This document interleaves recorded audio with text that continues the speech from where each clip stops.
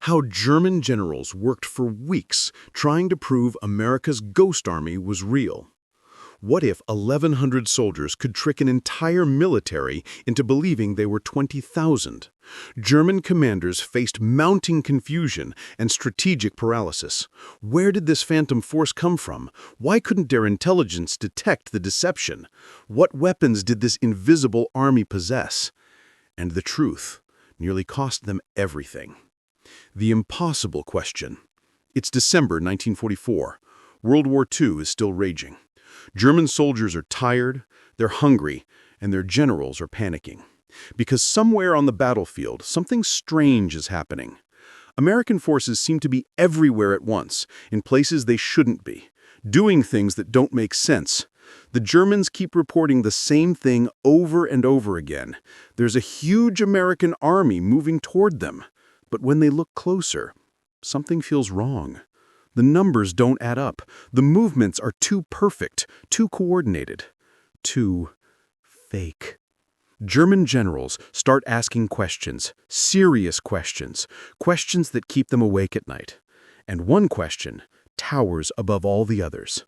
What is this American force that appears and disappears like a ghost? This is the true story of how 1,100 American soldiers fooled an entire military, and it all started with one crazy idea. But nobody thought it would actually work. The Phantom Army appears. Where did this phantom force come from? Let's go back in time. The year is 1944. America needs a new kind of weapon, not guns or tanks, something different, something the Germans have never seen before. American commanders discover something unusual. They have artists, painters, sound engineers, people who know how to trick the eye and ear. So they ask themselves a wild question. Can we use these artists to create a fake army, an army that doesn't really exist, an army made of rubber tanks, cardboard trucks, and speakers blasting fake radio signals? Sounds impossible, right? But the American military decides to try it anyway. They pulled together young soldiers and artists and give them a mission so strange that most people wouldn't believe it if you told them. They call it the 23rd Headquarters Special Troops, but everyone else calls it something else. The Ghost Army. These weren't regular soldiers. They were creative. They were clever. They were willing to do something nobody had ever done before in military history. And the Germans were about to fall for it completely. The impossible deception. Why couldn't their intelligence detect the deception? Here's where it gets really interesting. The Ghost Army didn't just show up and hope for the best. They had a plan, a brilliant plan. They would set up fake camps. They would inflate rubber tanks that looked exactly like the real thing from far away. They would broadcast fake radio signals. They would create fake division patches and fake uniforms. But the smartest part, they studied how real armies communicate. They learned every military code, every radio frequency, every way soldiers talk to each other. When the Ghost Army sent out radio messages, they sounded exactly like a real American division. To the Germans listening in, it was real. It was authentic. It was convincing. German intelligence officers were trained to spot fakes. They were professionals, but they were also tired. They were stressed, and they were desperate. So when they heard these perfect radio signals from a massive army that seemed to be moving into position, they believed it. They had to believe it, because what if they didn't, and it turned out to be real? The Germans started moving troops to stop an army that didn't exist. The stakes got real, the weight of deception. Let's understand what this meant. German generals were making life-or-death decisions based on information they thought was real. They were pulling soldiers away from real battles. They were moving supplies. They were sending reinforcements to defend against an enemy that was made of rubber and paint. Every decision they made cost lives, real soldiers. And they didn't even know it yet. The Ghost Army kept going, day after day, night after night. They set up speakers that played tank engine sounds. They set up fake artillery positions. They created the impression of a massive force that was growing bigger every single day. more convincing, more real, and the Germans kept believing them. Military commanders in Berlin were getting reports, confused reports, worried reports. None of it made sense. An American force this large should have been spotted weeks ago. Why wasn't it? Where did it come from? How was it moving so fast without being detected? The confusion was spreading like wildfire through the German command structure. And then something unexpected happened. The mystery deepens. What weapons did this invisible army possess? German generals started asking harder questions. They needed answers, real answers. If this American ghost army was this large, what equipment did they have? What were their weapons? How many tanks? How many artillery pieces? Because if the Germans could answer these questions, they could figure out strategy, they could plan their defense, they could survive. But here's the problem. The Ghost Army was smart about this too. They didn't just claim to have regular weapons. Through their fake radio signals and broadcasts, they hinted at things bigger, scarier, more dangerous than anything the Germans had ever faced. New American technology, advanced weapon systems, things that seemed impossible, but sounded real enough to worry about. German intelligence experts spent days analyzing everything. They listened to every radio message. They studied every report. They tried to piece together what this ghost army really had. But the more they investigated, the more confused they became. Because nothing added up. Everything contradicted. And the ghost army kept sending new information, new movements, new positions, keeping the German generals guessing, keeping them worried, keeping them scared. But the Germans were running out of time to figure out the truth. The moment of truth, when doubt starts to creep in. After weeks of chasing this phantom force, something started happening inside German headquarters. Doubt, real doubt. Some officers began to whisper. They started questioning whether this ghost army was real or not. The evidence didn't make sense. The movements were too perfect. The radio signals were too clear.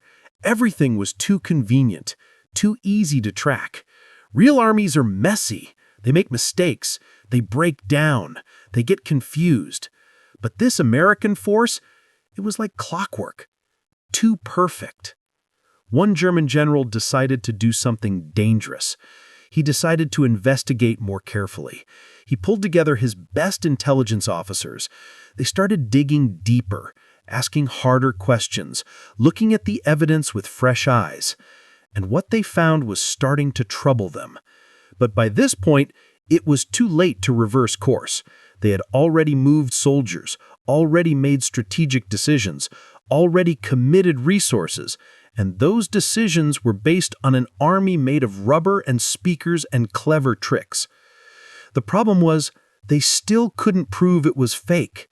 The truth was closer than they realized, but not close enough. The deception spread. How one lie became an army. Here's what makes this story even more incredible. The Ghost Army didn't just fool one general. They fooled dozens. They fooled entire headquarters. The fake information kept spreading up the chain of command, higher and higher. Every general who heard the report told the next general. Every headquarters that received the information passed it along. Pretty soon, the Ghost Army wasn't just a local problem. It was a continental crisis. German military leaders at the highest levels were making decisions based on this phantom force. They were reorganizing their defenses. They were shifting their strategy for the entire war, all because of 1,100 American soldiers with paint and speakers and brilliant minds. The Ghost Army kept moving, kept creating new fake positions, kept sending new radio messages, kept building the illusion bigger and bigger, and the Germans kept believing it. They kept investigating it. They kept trying to prove what it was, but they were chasing a ghost.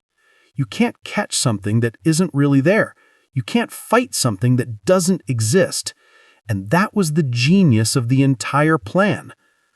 But then, the German High Command made a crucial decision. The point of no return, when everything changes. The German military finally made a decision. After weeks of confusion and investigation and argument, they decided the Ghost Army was real. They had to treat it as real. They couldn't afford to be wrong. So they committed enormous resources. They moved whole divisions. They redirected artillery support. They pulled soldiers away from other crucial areas of the battlefield, all to stop an army that didn't exist. This was the moment when the Ghost Army's deception went from clever trick to historical game changer. Real soldiers were being moved. Real battles were being affected. Real military strategy was being altered by something that was completely fake. The Ghost Army continued their work, not knowing exactly how much damage they were doing, not knowing exactly how many German resources were being wasted, not knowing exactly how close they were to achieving something unprecedented in military history. They were just 1,100 young soldiers and artists doing what they were told, following orders, creating illusions, hoping nobody would discover the truth. And it was working. It was actually working. Until someone finally spotted the truth hidden in the details. The truth nearly cost everything: resolution and the hidden cost. Eventually, the war ended. The Ghost Army's secret came out, and historians later discovered something shocking. The Ghost Army had fooled German High Command for weeks. They had successfully created confusion that affected real military decisions. They had saved American lives by making German forces second-guess themselves. They had changed the course of battles without firing a single shot. But here's the part that gets lost in history. Not everyone survived. Some Ghost Army soldiers were captured. Some were killed. Some faced dangerous situations because their fake army had made the Germans anxious and unpredictable. The deception worked so well that it became dangerous. The phantom force they created was so convincing that real German soldiers and real German bullets were mobilized against it, and real people paid the price. After the war, most of the Ghost Army soldiers went back to normal life. They didn't talk about it much. Some people didn't even believe them. But what they did changed military strategy forever. They proved that creativity could be as powerful as firepower. They proved that 1,100 soldiers could do what hundreds of thousands couldn't. And they proved that sometimes the most powerful weapon isn't a weapon at all. It's an idea. The Ghost Army remains one of history's greatest military deceptions ever attempted. This incredible story of World War II military deception changed everything. Operation Ghost Army proved that psychological warfare could be just as powerful as real combat. Through inflatable tanks, fake radios, and brilliant tactical deception, this World War II secret unit fooled German generals into believing an entire phantom force existed. Their World War II camouflage techniques inspired military strategies for decades. From patents coordination to the hidden innovations of this American tactical deception operation, the lesson remains clear. Sometimes the greatest weapons aren't weapons at all. They're ideas. They're creativity. They're the human mind pushed to its absolute limits. The Ghost Army's legacy reminds us that even in humanity's darkest moments, innovation can save lives and change history forever.